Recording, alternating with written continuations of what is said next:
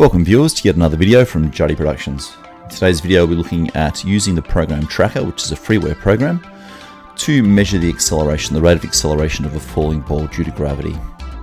So you have in front of you on the screen at the moment the open windows of Tracker. So let's have a go at this program to determine the gravitational acceleration on Earth. So first of all, on the main menu, we're going to move from left to right. We're going to first of all open up a new file.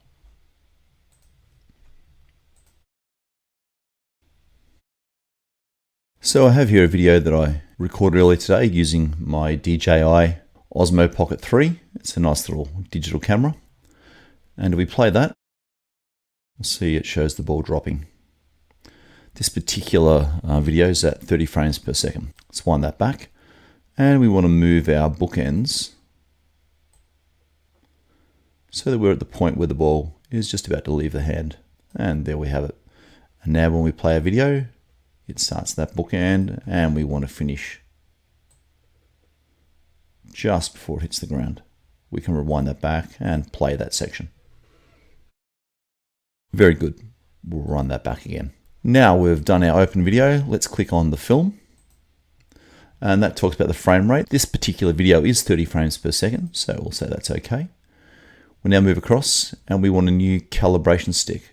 Tracker works on the logic of counting or measuring pixels and counting or measuring the frame rate to work out both the distance and the time respectively. So I need to give it a reference. I've measured from the top of this curtain to the bottom of this curtain to be a value of 1.70 meters. I might just change the color of that so it's a bit easier to see. Let's go with a nice yellow. Okay, so we know from here at the top of the curtain to the bottom, get that right on the bottom, was 1.70 meters. And that's now calibrated the pixel count for this particular video. I can toggle that and hide that now. Let's also put our XY axes. Really handy, we want to graph our data, which we will shortly. We want a reference point, like an origin of 0, 0, with a normal XY graph. Let's also change the color of that so it's a bit easier to see. I'm going to make it white this time. We can also toggle that to hide that as well. Skip this particular one. We go across to track and we want a new track. When in doubt, just pick the top menu point. We're going to take the point mass. As soon as we do that, a whole heap of axes pop up. Okay, now we're going to perform a manual track. So when you press a shift, then click with your mouse, it moves to the next frame. And I'm just measuring from the base of this ball for every frame. It enables the tracker program to, 1, measure time between each frame based on the frame rate, and 2, to measure the distance based upon the number of pixels and our reference measurement from our calibration stick. So here's our graph of the y-axis, which is what we set up. Y is in this vertical direction, so that makes sense. And it's negative because it's going downwards, so that's why our y position in meters is decreasing from 0 to a negative value. I can change for a range of different axes here. At the moment, this is the position in the X, so that's just a variation from left to right. I'm not really interested in that. I am interested in the velocity of Y. So you can see we start off with a velocity of 0, and then it just increases its velocity, of course, in the negative direction. We can wind that back and have a look at both graphs. Very nice. Now, from this velocity in the Y direction, I can right-click and select Analyze. I can now look at this velocity time graph and I can analyze it fitting a straight line. And we can see here that this gives us a gradient of 9.4. This is using the equation format of y equals mx plus c. But in this example, the program we're using, Tracker, uses y equals ax plus b. So a in this case represents the gradient. And we know that the gradient of a velocity time graph gives us the acceleration. So Tracker has determined from this manual track that the free-falling ball has an acceleration of 9.4 meters per second per second. Not too bad, given it's meant to be 9.8.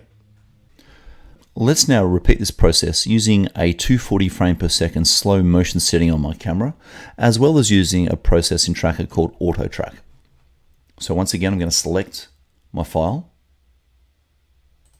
Here's my video. When I play this, you'll see how much slower this is in terms of frames per second.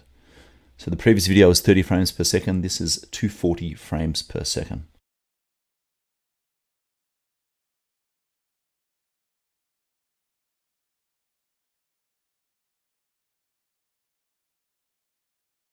Very good. Take that back to the start. Same process. We'll go to our frame rate, and its default is 30, but I know this to be 240 because I've done my research. 240 frames per second, and I'll save OK. Go across to my new calibration stick. Once again, I know that from the top of the curtain to the bottom of the curtain, and I'll try and get that straight, that has a distance of 1.7 meters. And once again, let's give this a color that's easier to look at. A nice bright yellow. Lovely. Let's now bring in our XY axes, and we're going to place that right at the bottom of the ball. Nicely done.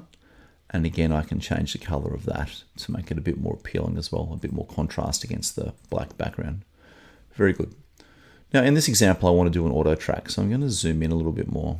Go to say 100. I'm going to move up. I will hide both my measuring tape and also my XY set of axes. We're going to do a track. I want a new track, and again, it's a point mass. This time I want to use this auto track function. Okay, a new menu opens up on the right hand side. Let's have a look at the auto track. Now, auto track works on comparing pixels in a section of the video. So I go Control Shift, and a circle comes up, and I want to select a region just at the bottom of the ball. Click on that. It's going to search anywhere in this red box, but you can see on my right hand side it's comparing a section of the white ball against the background. It's very easy to compare, contrast these type of colors. And now this will perform an auto track. I might just take this back to 50% so we can watch it, and I press the search. The beauty of the auto track is the computer itself does the tracking. It's taking it frame by frame, and it's looking for that section of video within that box that has a contrast of the white ball and the black background. So this is literally tracking every frame by frame automatically.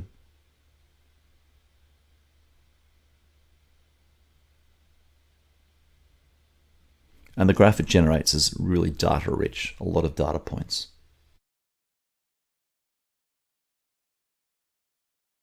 So in theory, it should give us a better value of the acceleration due to gravity. Almost reached the bottom. Beautiful. And it has some issues at the bottom because I've actually hit the ground. So I'm going to close that. Look at that for a nice smooth graph. That is a cracker. This graph, by the way, is the position in Y.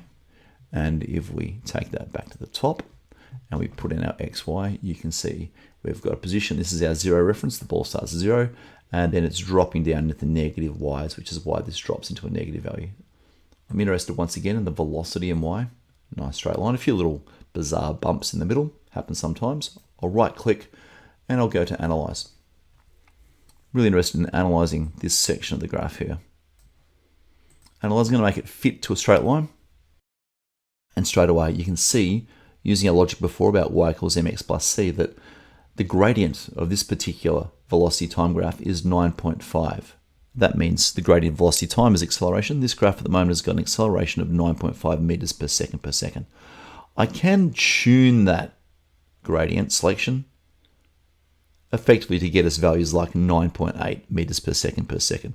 You can see there's only very small fine alterations. These variables in the middle, these velocities in the middle that have jumped considerably, probably are the reason why we have some variation. But this technique with so much data gives us a really accurate determination of the acceleration due to gravity. That's the program tracker, and this is using the auto track feature.